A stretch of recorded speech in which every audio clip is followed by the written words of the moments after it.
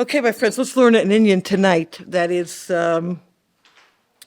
Mamshi Sodas of Yiddishkeit. We know that in Parakuf Dalet Pasuk Zayin, and people do point that out, that this Pasuk is 24/7, which is our directive 24/7, that he took the book of the covenant, this is Parshat Mishpatim, and read it in earshot of the people, and they said, everything that Hashem had said, we will do, and we will obey. Otherwise known as Naseh v'Nishma. And we know that what does Naseh v'Nishma mean? So source number 2, Rashi to Breshit Lamed Zayin renders v'Nishma as obey, based on Unklus. Thus the Jews declared the resolve to do and obey whatever Hashem would command, even before the commandments were issued. And this has been our national anthem, that whatever Hashem wants from us, we're ready to do. And as he notes in the asterisks, that this is something that when the Ribono Shalom heard the Klal Yisrael say Naseh v'Nishma, they said, Ribono Shalom said, Miki la'razeh to my children. This is the secret of the angels, to be able to say Naseh v'Nishma. So obviously there's a lot of questions. I want to focus in on 3. The first one, which we'll focus on the least of, but it's an important question, in the Siva Shalom in 4a, we will do and we will listen. Well, I have a little secret to tell you, my friends. If you don't know what you're doing, it's very hard to do it. I'm taking an art class, and I can exactly understand. You understand what that means? I don't know what to do. You're just like, well, how are you supposed to move? Right. And he brings... Also, like Avram Avinu, Chazal say, kept the whole Torah before he was commanded. Well, how do you keep the whole Torah before you're commanded? Same type of question. Second question, and that is in source number 3. Umau asod hagadol shenitman b'kabbalah keminzu ulechora adarabba nishma kimar kisichlos. This sounds like foolishness. This isn't a great secret. You are taking on something, whether you know that you can handle it or not. The nations are correct in saying, tell me what's written in it. Right? No one signs a document until they have read what? The fine print. Right? You don't know what you're signing up for. How do I know that the Ribono Shalom isn't going to give me something that's what? Beyond my capabilities to handle. So, this seems to be above and beyond. This isn't a smart thing. This is foolishness. How do we understand the Klal Yisrael were ready to take something on without even knowing what they're taking on? And the third question in source 4b is, we know when Klal Yisrael said Naseh v'Nishma, they wholeheartedly committed to living a life of Torah. But then Chazal also tell us that kafa aleihem har kigigis, that Hashem held the mountain over their head and said, if you accept Torah, great. And if not, sham take v'ratzchem, this is where I'm buried alive. Well, hold on a second. Why was it necessary to hold the mountain over their head if they what? If they already agreed to it? Like nicha, if they said, well, we're not sure, okay, boom. You have to accept it. But here, Klal Yisrael said, we're ready, we're signing on the dotted line. And then Hashem says, I'm going to force you to accept it. In what way is this Naseh v'Nishma adding, how do we reconcile the Naseh v'Nishma with the Kaf Aleim Har Kikikis? Why was it necessary to put the mountain over their head? So these are some of the questions we need to understand. And obviously the overarching question, which has to be, is what is the implication for our lives? Because really, in every generation, in each and every one of us, our lives is living and breathing Naseh v'Nishma. How do we understand this? So, Emir Hashem, we will look at this on 3 levels. Level number 1 is the classic level. What you've expected if I would tell you Naseh v'Nishma, and we'll answer all the questions on that.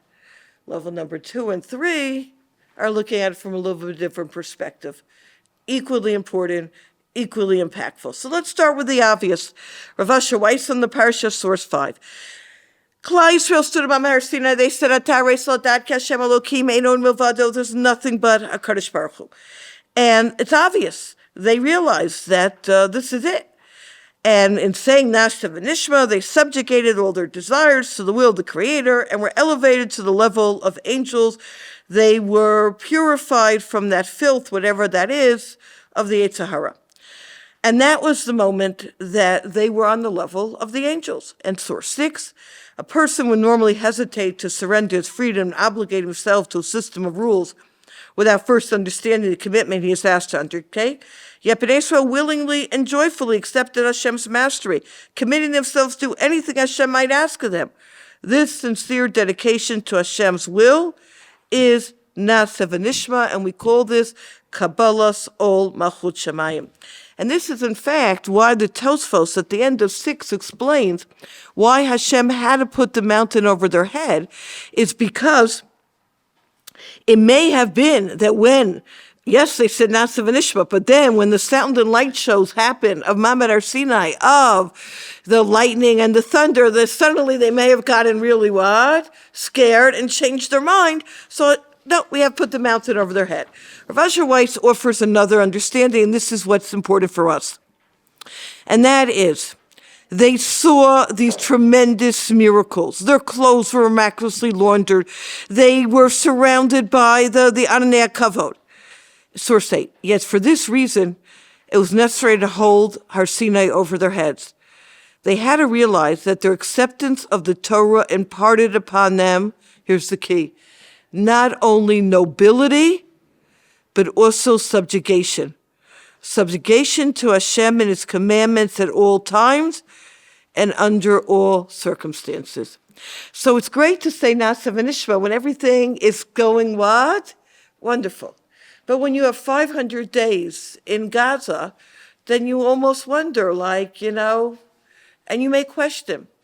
So the Kaf Aleim Har Kigigis, Hashem is saying to them, your commitment to Torah has to be, I would use the best word, is absolute. Under all conditions, under all circumstances. And indeed, this is the commitment of the Jewish people.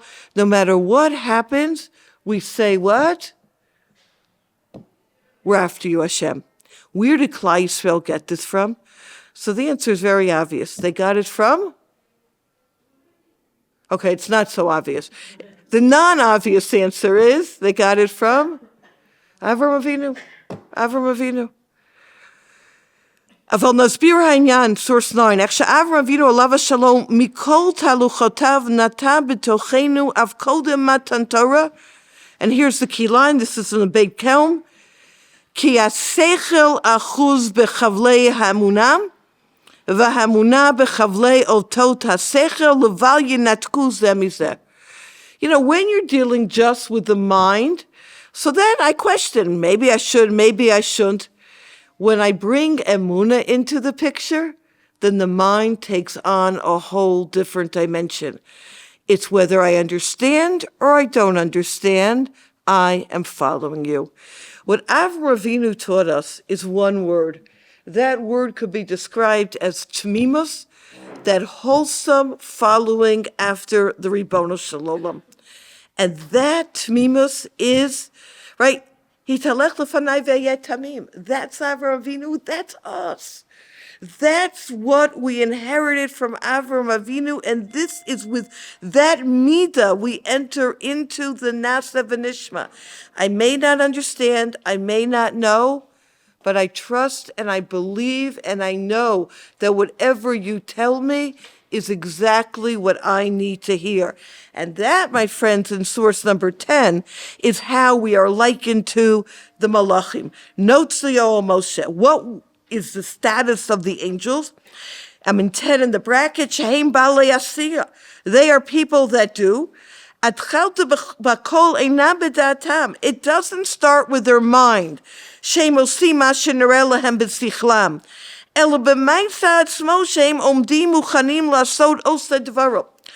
see, Hashem tells the angel, I think it's a good idea to do A, B, and C. The angel then doesn't stop and say, Hashem, A, B, and C? I think D, E, and F is a better idea. You know what? Maybe Q, R, and S. And then having a whole diyun. No, the Ribono Shel Olam said, and they do. This is one of the challenges that we have. I had this a few months ago, and it really, it bothered me, and that stayed with me. There was a certain young lady in shul who I needed a favor from, not a personal favor, a favor for the community. And I went over to her on Shabbos after shul, and I asked her, I said, I need a favor, can you help me out? And she said to me, let me hear what you have to say, and I'll see. I want you to know my jaw dropped. If she said to me, what? I would love to help you out. Let's see if it's feasible. Okay, I could hear that. That showed me, I thought I had a relationship with this girl, but that showed me that what? No. It's what? It's conditional, exactly. That's the way you respond to somebody? Let me hear what you have to say? You look at me as if I'm crazy. No, do you hear what I'm saying? Klal Yisrael, and this is the key, had this relationship with the Ribono Shel Olam akin to the Malachim, that it's not about whether it makes sense to us or it doesn't. We're there. We're ready. And this is the Maharal in the arrow in 10, Ki ha'maaseh shu oseh ma shegozer alav Hashem yitbarach she'aseh. V'davar shu mitzad Hashem yitbarach hu kodem min shmiya shir sechel shu mitzad makabel. What does the nishma mean? The nishma, and we will hear, we will discern, is the sechel part. We first said nasa, we will do. And then we'll put the seichel on how to do it and understanding it. But first and foremost, the key is commitment. That's where they began. And indeed, as the Menachem Sion points out in source 12, he says, if you start with the shmiya, if you start with the analyzing, let me hear it, let me understand it, let me see if it makes sense, guess what's going to happen? Exactly. You are never going to do this. That's the reality. And this is our relationship with the Ribono Shel Olam. Our relationship with the Ribono Shel Olam, as the Tosefet Bracha notes, is a relationship of tmimos, of following the Ribono Shel Olam in a way that I'm following you, whatever you say. My friends, let's pause for a moment and try to understand this, because this is so essential. It sounds so simple, and it is. At the same time, it is so deep and so fundamental. Believe it or not, we may have a lip service of nasa v'nishma. We're signing on the dotted line. At the same time, if you look at our personal lives, and again, we may not consciously do this, but we sometimes ask ourselves, does this really need to be done? Does this really need to be done when? Now. And I weigh it. Of course, it's a big mitzvah to have the guests. But is this really what I'm supposed to be doing? Am I really supposed to? Does God really want me to? And then, my friends, we're not serving the Ribono Shel Olam. Who are we serving? Ourselves. Where does Bechira come in? Excellent question. Where does Bechira come in? Excellent question. Where does Bechira come in? Excellent question. You have a good answer for me? Make the Bechira with the Emunah. Good. So one is excellent, and we're going to talk about this tonight. Excellent.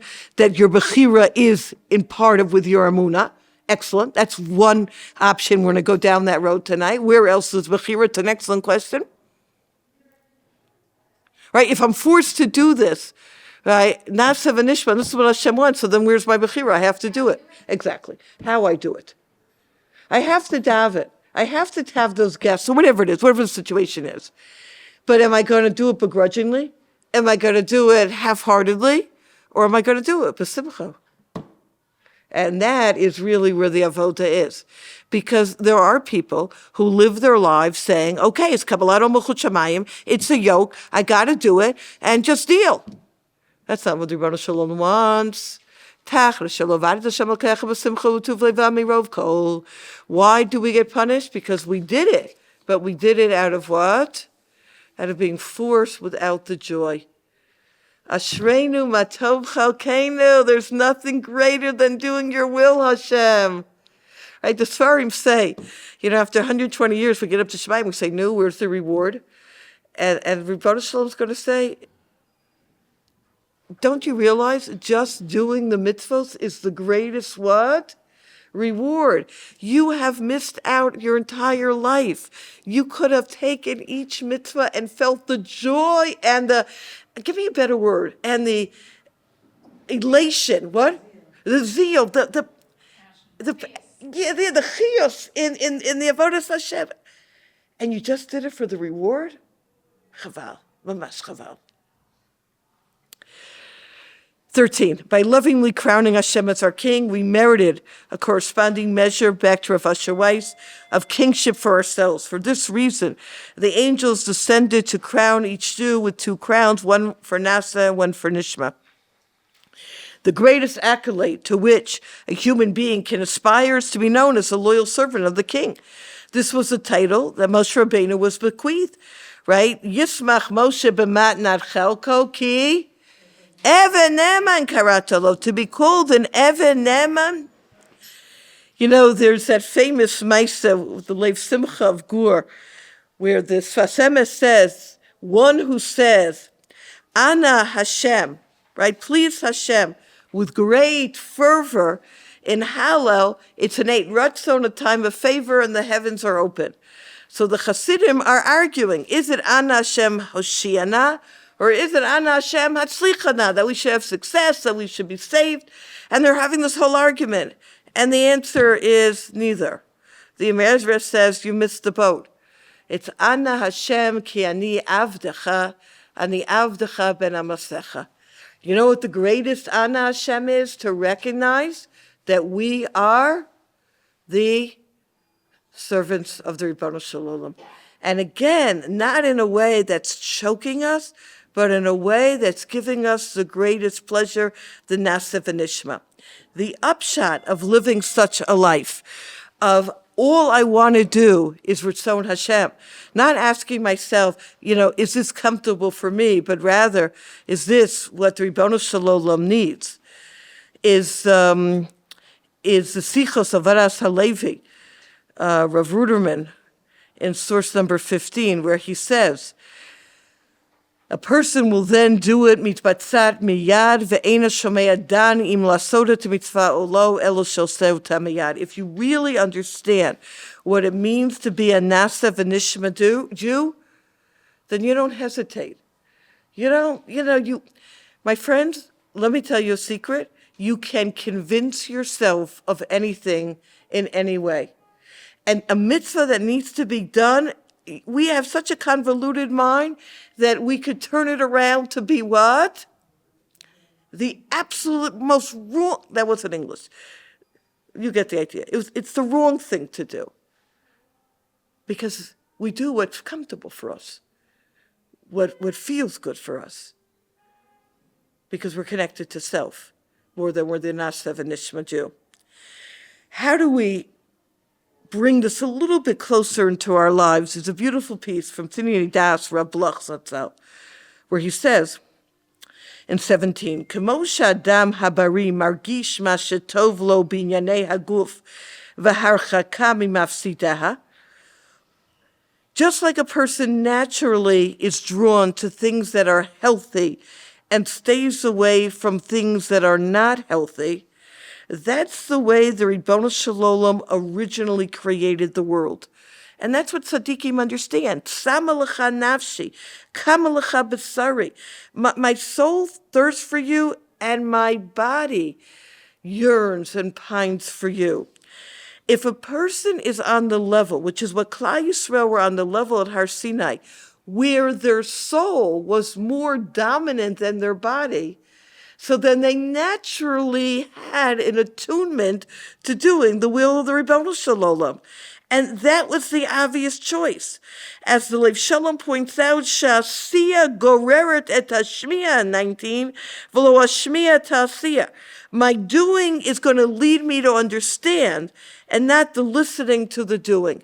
It's going to become something so natural for me. And the way he describes it is very much flipping the page in source 20, like the things that I need for my physical body. When a person is hungry, hu ba'ofen TV holech tekef lecho, you go and eat. And then you say to yourself, okay, what should I eat? How should I eat? But you've decided already to what? To eat. That automatic response should be your response to spirituality. I want to daven. I want to do the mitzvah. How, where, when? Okay, that's the nishma. But just like I naturally go to feed and take care of my physical needs, I'm tired. I go to bed. What am I going to read before I go to bed? And then how many pillows I'm going to have? Oh, that's secondary. But I go to bed. You know, I remember once, this is going back many years ago, I had my students over, and I don't know what conversation they got into with my girls. And one of my girls said something about learning every day. And my students, who have interesting backgrounds, let's leave it at that, looked at them in, I don't know what the right word is, shock, bewilderment. You mean you learn every day? And my daughter, without blinking, turned to this young lady and said, do you eat breakfast every day?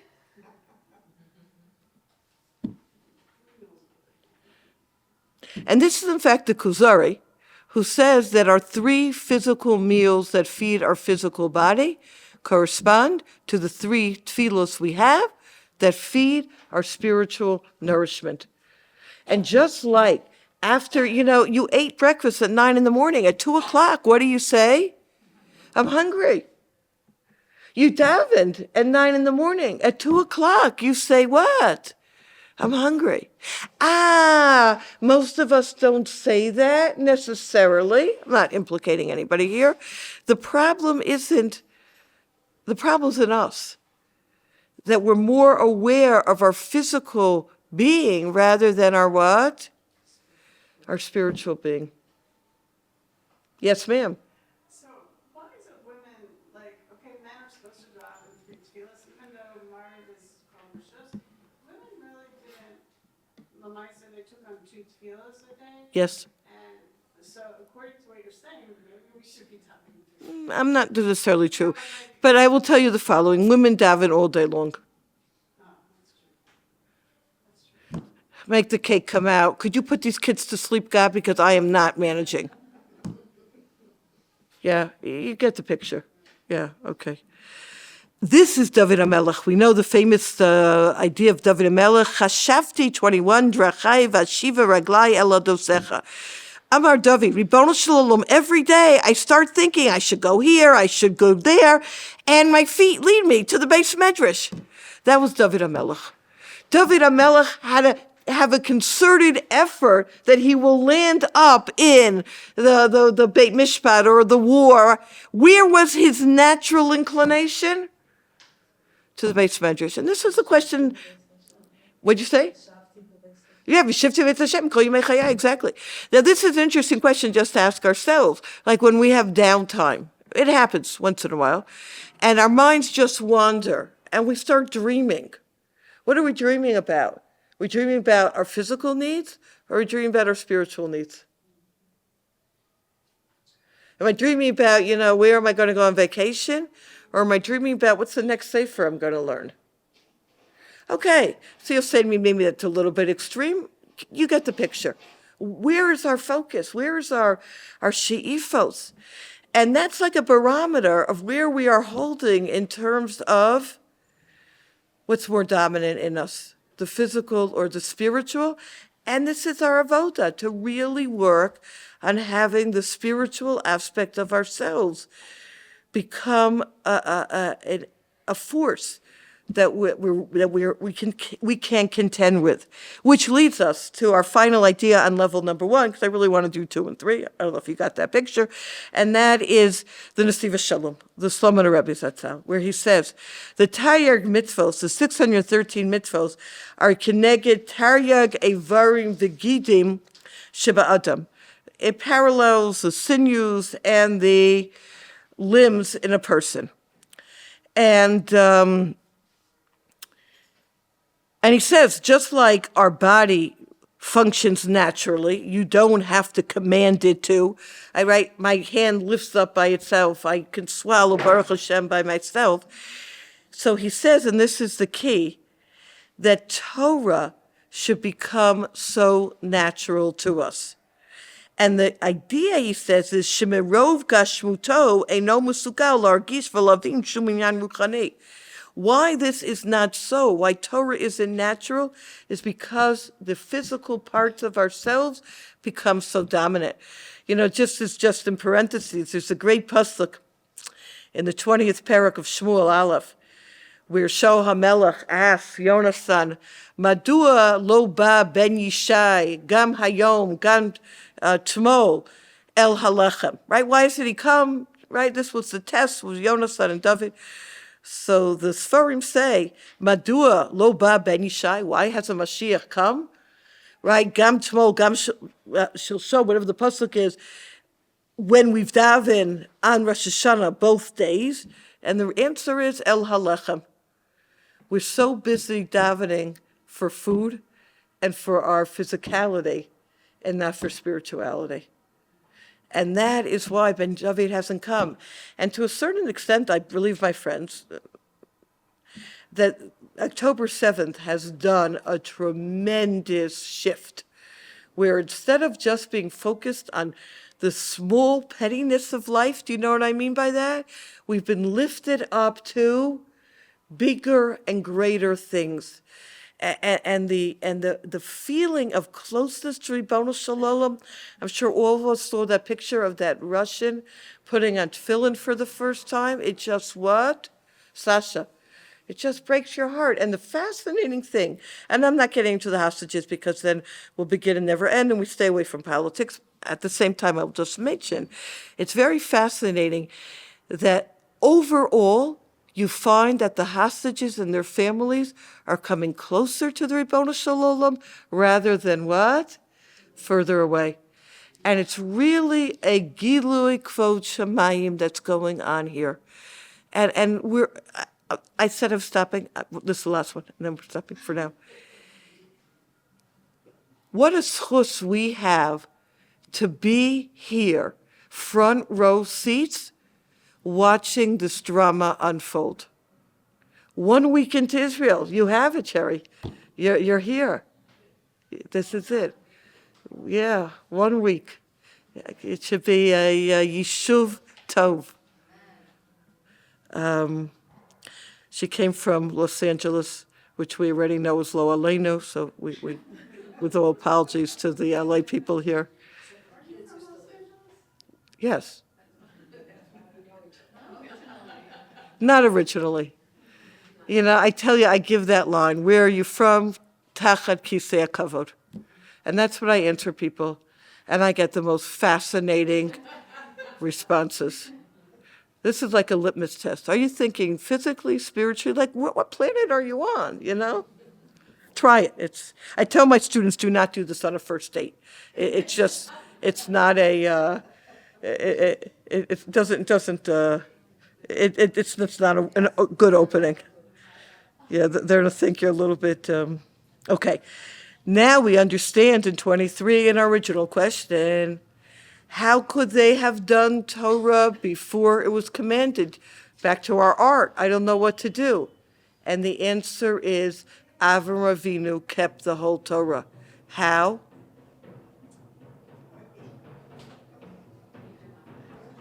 It's okay.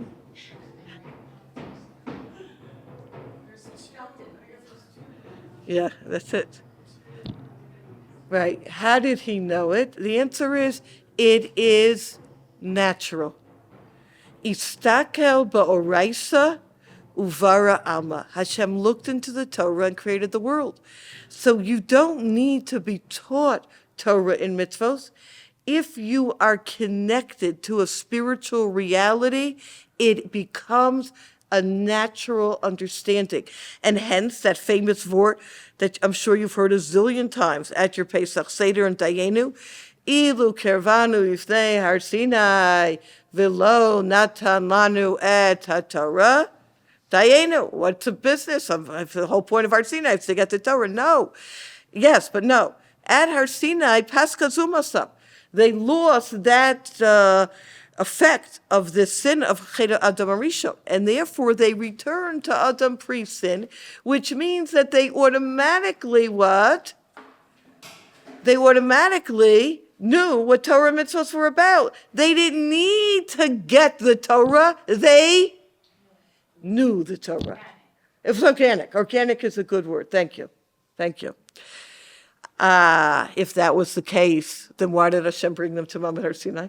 Why did he give them the Torah? And this is what's important for us as a takeaway for the first level. Obviously, the first takeaway is the tamimus that we have to stop ourselves from saying, really? You really want me to do this? Are you sure? But to have this sense of faithfulness to Hashem. And the second takeaway is the following.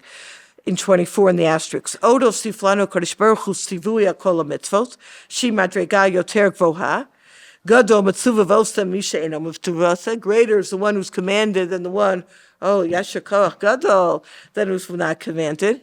Harei atzivui notein koach elyon liyudi lamod bazeh b'chol nisyonos hachayim.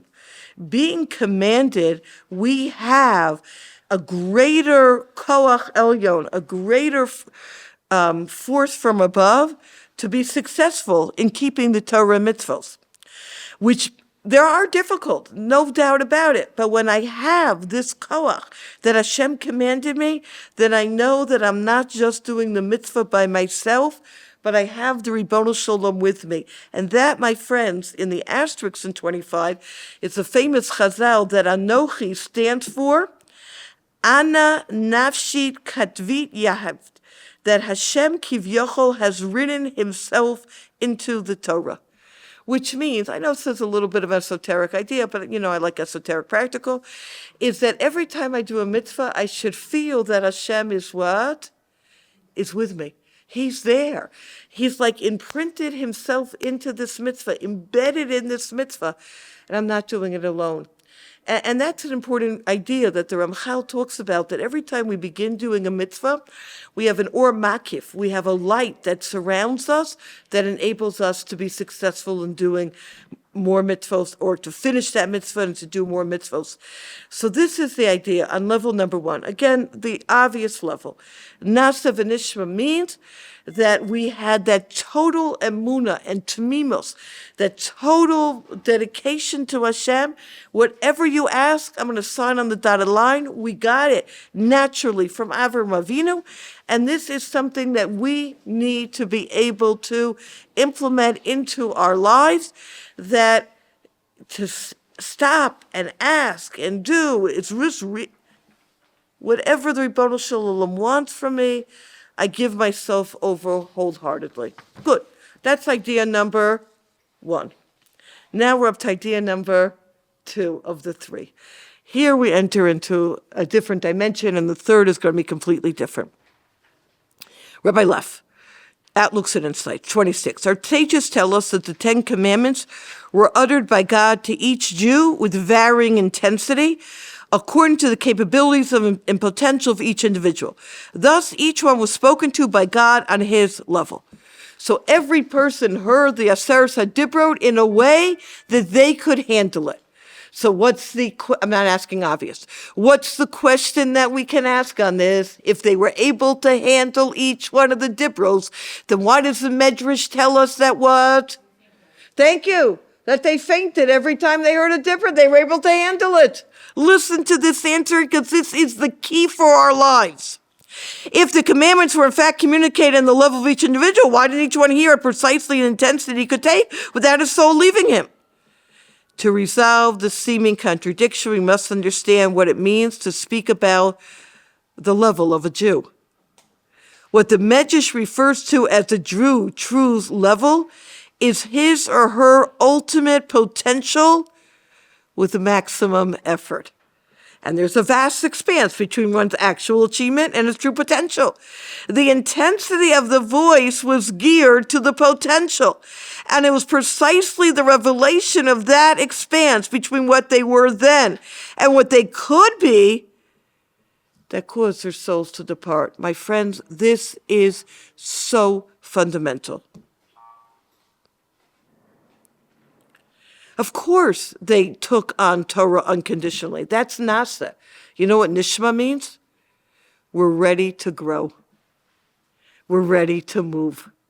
We're not going to live a stagnant type of life, no matter what age or what stage. We're still going to come out Monday nights, 7 o'clock, even if it's inconvenient, and we're going to learn more Torah, whatever it is, because we're yearning to learn. The declaration of nishma will constantly open to learn more in order to elevate ourselves rung after rung towards the fulfillment of the ultimate Torah potential each of us possesses. And the imagery that he gives is that, Klal Yisrael is referred to as a fish who's in Torah. The fascinating thing about fish is when it rains, it goes to the top to drink more water. Now you think to yourself, you have all the water you need. What's this business of going to the top? We need to be a fish. That's it. We need to constantly grow. So this is the second question. After someone says, where are you from? You say, Kavo. Then they ask you, what do? I try to be a fish. I'm telling you. And they say, what does that mean? You say, I'm scaling to new heights. Yeah. Try that one out. Let me explain to you what this means. Rabbi Leff brings down here in 28 something very fascinating, something that we can really appreciate. Rashi says that the verse, if you walk in the laws of the Torah, refers to striving in Torah. One must invest his entire energy and effort into Torah learning, observe it. But what if he does not? The Torah charts for us 7 phases man will pass through if he satisfies himself with anything less than the realization of his full potential. And he describes the following. First of all, inevitably, you will not fulfill the mitzvahs properly. You'll be ignorant of the basic halachos and detail of Torah observance and not appreciate their beauty and significance. Guilt will swell up within you when you see others who do observe the mitzvahs properly. Instead of trying to emulate those more scrupulous than you in observing the mitzvahs, guilt creates a feeling of revulsion, chanyak, fanatic. This is vocabulary of a guilty conscience. And from there, you'll descend yet further to the hatred of the rabbis and teachers who exhort the Jewish people to reach their potential. The descent continues in 29. The most effective way to soothe the guilty conscience is to surround oneself with others who share the same shortcomings. One attempts to convince others to minimize their level of observance using all sorts of methods, mockery, sarcasm, lashon hara. Finally, when all these methods fail to ease the conscience fully, when one is confronted with reality, the Torah demands constant improvement. The only way out, listen to this, my friends, because it's going to sound familiar. I didn't say you said it. It's to consciously or subconsciously negate the total validity of the mitzvah. It's only a chumrah. It's only one opinion. It's not my minhag. These are slogans of negation. Have you ever heard such things? Do any of you know what I'm talking about? A person can start in 30 as a staunch 99% shomer Torah mitzvos. Yet if he rejects the necessity to constantly improve and elevate himself in the 1% where this resistance exists, he will begin his inexorable descent into these 7 tragic phases. Let's put this into English. Halacha is so detailed and so enormous that unless we continuously learn, we're not going to know what to do. Right? We've spoken about the book, Learn Hilchos Shabbos 3 minutes a day. Rabbi Brody has Learn Hilchos Lashon Hara 3 minutes a day. There's so many books out in English. And then you get on your machine. They have, halacha, daily, whatever it is. There's no excuse today. And the question is, going back to Bechira, where are we? I'll share with you something that happened mamish last week. I teach at Baruch Hashem a lot of adult classes, and I was teaching Tu B'Shvat in one of my classes, and I was mentioning a piece from the Tasha Rebbe about all the halachos involved in Suda, in the meal, and one of the things that I said is that after you wash your hands for Nechat Yadayim, you first say the bracha and then dry your hands, because you're not allowed to do anything when you can't say a bracha and do something at the same time, like stacking your plates and benching. That's like a no-no. So I had a woman sitting there, older than me, who said, what? You can't dry your hands and say a bracha? I invite you to go to their next wedding and just watch. Take a poll. How many people are drying their hands and saying the bracha at the same time? You'll be fascinated to see. So she said, wow, I never knew that. Wow, thanks for teaching me that. That's much different reaction. That's the appropriate reaction. Right? Someone could be 60 plus years old and say, I've never heard that before. Wow, something new to integrate, rather than roll their eyes and like, what else are you going to tell me? Could you hear the two reactions? That's nasa v'nishma. Nasa v'nishma is, and this is what Rav Shach Zatzal says, nasa et asher shamanu in 31, v'nishma dvarim nosafim. I want to learn more things in order to be able to do. Continue in the next page, in the bold, 33, Harehu mitaveh umishtokek l'mod v'ladat yoter v'yoter. You want to learn more. You're desiring to learn more. This is what it's all about.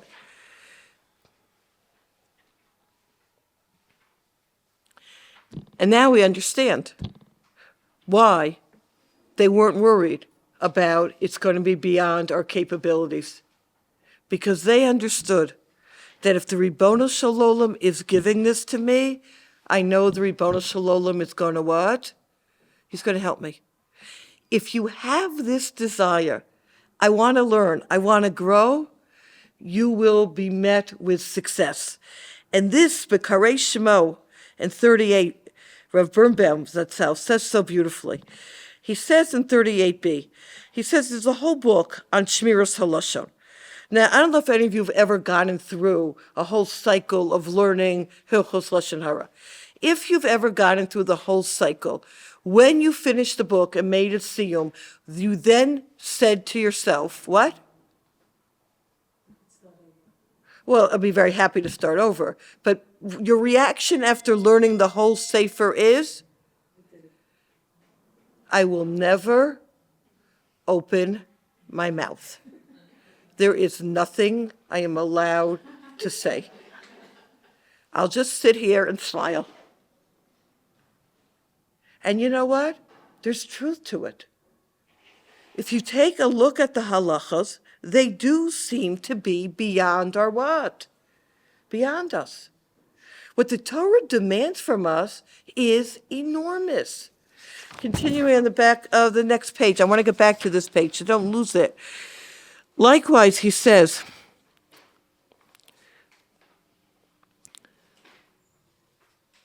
when you take a look at the personality, and this is true of so many people, of Rav Moshe Feinstein Zatzal, how could someone have written so many Sfarim, no kolo Torah kula, backwards and forward, answer shilas, teach, and attend every wedding of a student? I have a little secret to tell you, there are not enough what? Hours in a day. And he was a person. Why? Ukeshibepoel hanase, the end of 39. When you do your utmost, and that's what nase means, mikabel hadan min koach acher lafil et habilti efshari, then you can do the impossible. And this is the secret of the angels. What does Hashem want from us?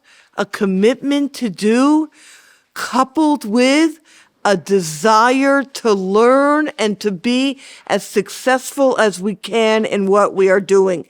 When I put that into place, in Beshat, in the end of 40, when I'm about to do something, I believe I can do this. I believe the Ribono Shalom is going to help me. Then you know what? You're going to be successful.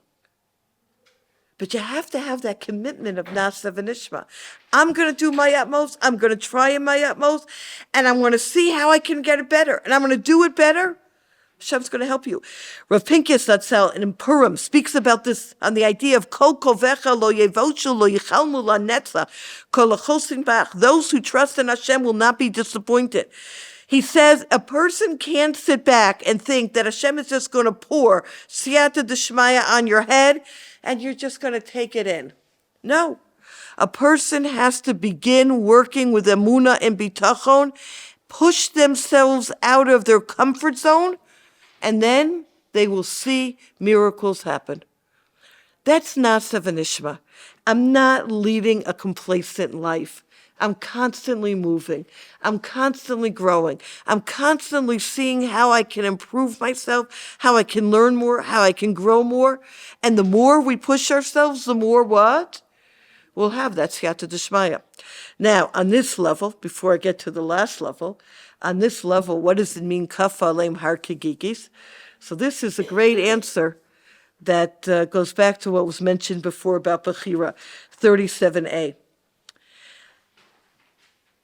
This is based on the Lekach V'Libov Rav Shor.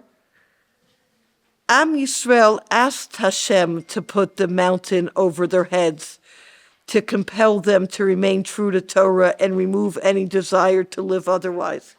We said nasa v'nishma, so then why did Hashem have to put the mountain over our head? And the answer is, he didn't. We wanted him to. We wanted him to because we wanted to be forced to keep Torah mitzvot. We used our bechira to ask Hashem, help us. And this is what we say every morning. V'chof et yitzreinu lishtabed lach. Force our will. We say this every morning. Hashem, it's so hard to do Torah mitzvot. We need your help. We need you to help us take away those aspects that are going to trip us up. Help us take away that laziness. I'm not in the mood today. You call your chavrus up and say, I can't learn today. Maybe in 2 weeks from now. Call me then. V'chofet yitzreinu. We want to live a nasa v'nishma life, Hashem. And if we're going to lose our focus, then do what? Help us get back on track. So one is the tmimus. Nasa v'nishma, we're doing it. We're tata le'yidim, and we have emunah pshuta. Whatever Hashem says, we trust, and it's wonderful. And Hashem is saying this commitment has to be when good times and bad times, and we've signed on the dotted line. The second level is we're signing on for something much deeper and much more profound. We're not only signing on a once in a lifetime contract. We're signing on every day. And every day it's v'nishma. Every day, what am I learning different today?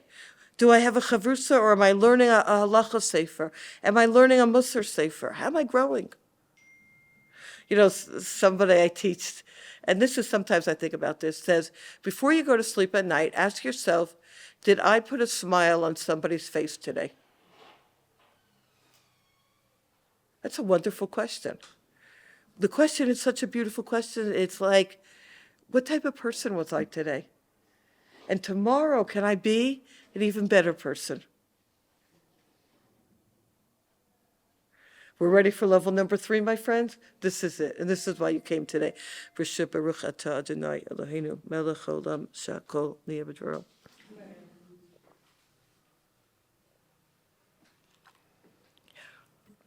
Rabbi Yamin Eisenberg, or Mesilas B'Vava. It's a sefer that was just printed this year, Tafshin Pei Hey, so it's mamish, fresh off the shelf.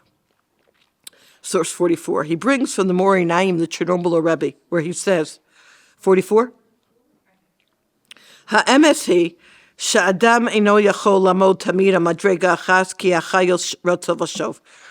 Nobody stays in one place. We have our good times and we have our challenging times. There are certain times that we feel davuk b'Hashem Yisbarach, hu margish chiyus v'tanuk, I feel on top of the world.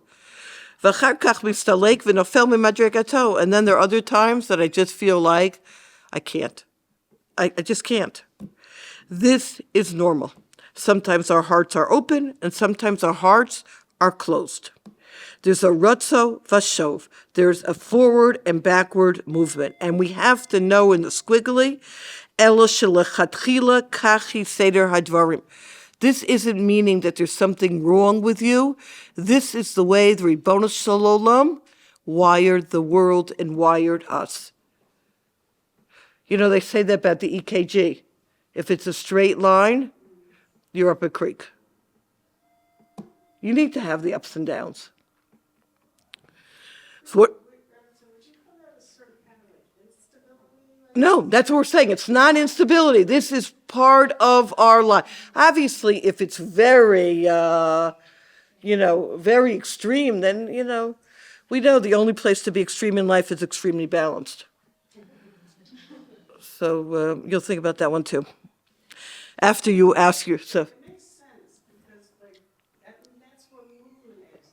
You can't just be always going up. There has to be movement. 100% flow. Waves, up and down waves. That's it. Waves is a very good imagery. It's a very good imagery. The challenge, says the Moreh Naim in 45, V'nei tzarich adam shegam benaflo min madregato yitametz la'alot el Hashem b'ota madrega shu achshav. You have to do the best you can in wherever you are. And you can't say, well, I'm just not in the mood, so you know what I'm going to do? I'm not going to do it. Wherever you're holding, this is where you need to be. That is nasa v'nishma. Shmiya, he says, in Lashon Bina. And he says, it's obviously a deep idea, ki yesh olam hatanug olam habina. So when we're talking about nasa v'nishma, nasa is, I am doing a level, he calls it asiya yavesha. I'm doing it because I have to do it. And the bina, the nishma is, wow, I'm on fire. This is amazing. Sometimes we're in a nasa mode, and sometimes we are in a nishma mode. The example that he gives in 48, I didn't quote the mashal, I just quoted the nimshal, is a plane. So all of us have been on airplanes more than once, and we all know that turbulence is part of the plane ride. You will not sue the plane for normal turbulence because that is normal. Our lives are normal turbulence. That's built into the system. Let's take a look at this from a little bit of a different vantage point, then we'll come back to Rav Eisenberger. Rav Wolfson Zatzal in Wellsprings of Faith has a whole amazing piece on the difference between Chevron and Yerushalayim. Yerushalayim being the outer dimension of service of God, Chevron being the chibur, the inner dimension. And he says, but you may also experience times, I'm in 46, when your heart is closed to all feelings of holiness and joy, and your mind is tightly shuttered. You sense that the light of heaven is hidden from you by thick and gloomy clouds, and your eyes gaze upon a weary and oppressive darkness. You feel no desire for the Torah, and it seems to you that the gates of prayer have been locked, barring even the faintest beginning of a prayer. You yearn for your soul's beloved, although you search for him, you cannot find him. The trouble and sorrow you feel are a sign that at the present moment, your Beis Hamikdash, your Yerushalayim, has been destroyed. At such a time, when you cannot go up to Har Moriah, you must go down instead to the Marsam of Pela. We all have Yerushalayim and Chevron in us, right? Everything in the outer world is found within us because we are a mini world. We know that. Pray even if your prayer is no more than a longing for prayer. If you cannot make your prayer an expression of your heart, then let it be an expression of your faith. If you cannot pray with vitality, then pray with emunah, but do not desist. Force yourself to learn Torah. Accept upon yourself the service of God, even if it seems a heavy burden, and you feel only weariness and indifference. Even if you can only force yourself to study Torah and do mitzvot with a dull-witted determination, you must persevere nevertheless. Serve God with whatever powers you have now, with whatever you can find within your soul at the present time. If for the moment you cannot discover within yourself enthusiasm and joy, then serve God with whatever you are able. Do not despair, do not desist. This is very important in life, my friends. We cannot live on a high. Natural human things is ratzov vashov. We go from highs to lows, from highs to lows. And here's what Rabbi Eisenberger's key is, based on the Sfarim. What is really more beloved to Hashem? Which one? The lows. The lows are more beloved because that shows real connection. When I'm on a high, of course I'm going to do this. I'm on fire. But what if I'm not in the mood? And I still have those guests? And I still daven? It's not... You see, let's put it this way. We live in a world from the Western society that it's all about the end result. The Ribono Shel Olam is not asking about the end result as much as process. Did you try? Did you put your effort into it? That's really what counts. And the Kuda that Rabbi Eisenberger says, I want to just add two, and then we'll end with the Kafalei Har Kigigis. In 51, he says, we live in a society now Shechitzonius havoda tafsa makom barosh. Hakol nimdad lefi harash v'taluma shosim misaviv l'chol davar. Menasim kol ha'et lagia lidragshus v'itpalus ba'avoda, u'l'shem kach marbim lishtadel b'chol inyanim shebechitzonius. We live in a world that's very into highs. We have to go on the Shabbaton, and we have to hear this singer and this speaker, and then we go to Rebbe Elimelech Milushinsky in a few weeks, and then I'm going to Meron. I need to have my Meron high, and then, I forgot Rav Shaya Mikar Stier, and I have to go to, where is he, in Hungary? I have to go to Hungary somewhere at the beginning of Nisan, or beginning of ER. And now, there's nothing wrong in doing these things, as long as you don't make your Judaism only about this. And he says what happens so often, he calls it the seesaw syndrome.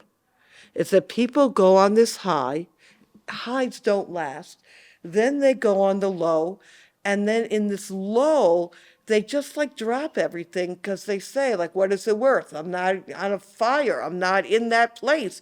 So let me just, get back to myself, and then I'll serve God back up there. Great. You want to have these slavas. You want to have the passion.